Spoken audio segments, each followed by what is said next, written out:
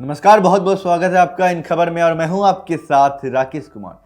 केंद्रीय माध्यमिक शिक्षा बोर्ड यानी सीबीएसई ने एक बार फिर से अपनी बोर्ड परीक्षा में बदलाव किया है। बता दें कि बोर्ड परीक्षा 15 फरवरी से शुरू है। इसी बीच सीबीएसई ने बोर्ड परीक्षा को लेकर एक बड़ा ऐलान किया है।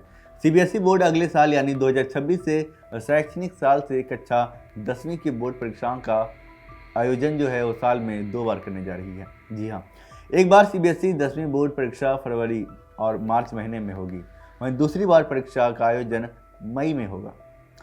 आपको बता दें कि सीबीएसई ने साल 2026 से साल में 2 बार कक्षा 10वीं की बोर्ड परीक्षा आयोजित करने के लिए मसौदा भी तैयार कर लिया है, जिसके बाद अब इन मानदंडों पर पब्लिक डोमेन में डाल दिए जाएंगे और हितधारक 9 मार्च तक अपनी प्रतिक्रिया दे सकते हैं, जिसके बाद पॉलिसी को अंतिम रूप दे दिया जाएगा। इसके साथ ही आपको बता दें कि ये बोर्ड द्वारा जारी आधिकारिक प्रेस रिलीज के अनुसार साल में होने वाले 2 बार की परीक्षा 2026 में शुरू होगी, जहां सीबीएसई बोर्ड परीक्षा 2026 से 2 फेज में होगी। मसौदा मानदंडों के अनुसार सीबीएसई कक्षा 10वीं बोर्ड परीक्षा 2026 का पहला चरण 17 फरवरी से 6 मार्च तक आयोजित किया जाएगा, जबकि सीबीएसई 10वीं बोर्ड परीक्षा 2026 का दूसरा चरण 5 से 20 मई तक आयोजित किया जाएगा। हालांकि आप ये भी देखिए कि सीबीएसई के द्वारा पहले भी कई बदलाव किए जा चुके हैं, चाहे वो किताब में बदलाव हो या फिर परीक्षा देने के तरीकों में। कई छात्रों के मन में ये सवाल आ रहा है कि क्या दोनों बार परीक्षा देनी जरूरी होगी क्या? ये कई छात्रों के मन में जो सवाल था वो आ रहा था।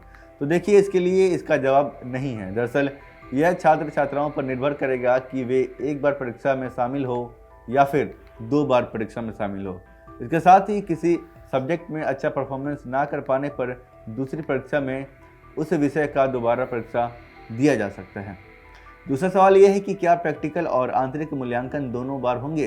तो देखिए, बोर्ड परीक्षाएं साल में 2 बार होंगी, लेकिन प्रैक्टिकल और आंतरिक मूल्यांकन साल में केवल एक ही बार होगा।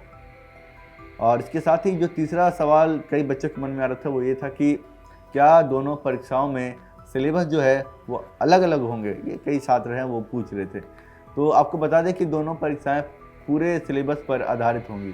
परीक्षा का जो रूप है वो एक जैसा ही यहाँ पर रहने वाला है। एक सवाल ये भी था कि परीक्षा का परिणाम कैसे तय होगा। जी हाँ दोस्तों, ये बड़ा सवाल हो जाता है कि जो परिणाम है आखिरकार वो कैसे तय किए जाएंगे यहाँ पर। तो देखिए, आप ये समझिए कि 2 बार परीक्षा देने पर बेहतर परिणाम अंतिम माना जाएगा। एग्जाम के लिए दूसरी बार परीक्षा में नंबर कम आते हैं तो पहली परीक्षा के नंबर अंतिम मान लिए जाएंगे। तो ये थी पूरी खबर। इस खबर को लेकर आपकी क्या कुछ राय है? आप अपनी राय हमें कमेंट बॉक्स में लिखकर जरूर बताइएगा। आपका बहुत बहुत धन्यवाद।